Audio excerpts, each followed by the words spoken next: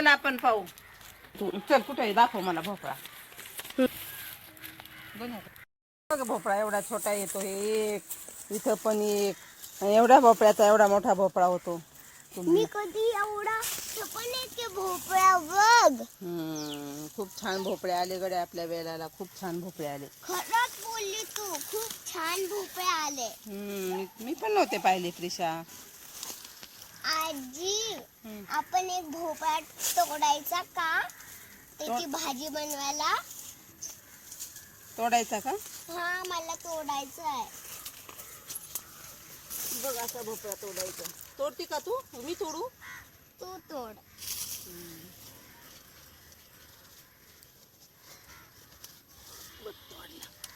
ठीक आहे बघ. खूप मोठे मला नाही झेपत हा. चला आपण घरी घेऊ त्याला. त्याचं खूप छान बनवू आपण त्याचं काहीतरी खायला तुला. आणि याचं काय काय बनतं? त्याच्या पुऱ्या बनतात, गोड पुऱ्या. अजून खूप छान लागतात. त्याच्यातल्या बिया पण खायला छान असतात. खूप पौष्टिक असतो हा भोपळा खायला. भोपळा किती मोठा झालाय ग मम्मी. बघ ना किती मोठा झालाय. तर हे तुम्ही पाहू शकता किती मोठा भोपळा झालाय. आणि प्रिशाच्या आजीने एक भोपळा तोडलेला आहे इथे.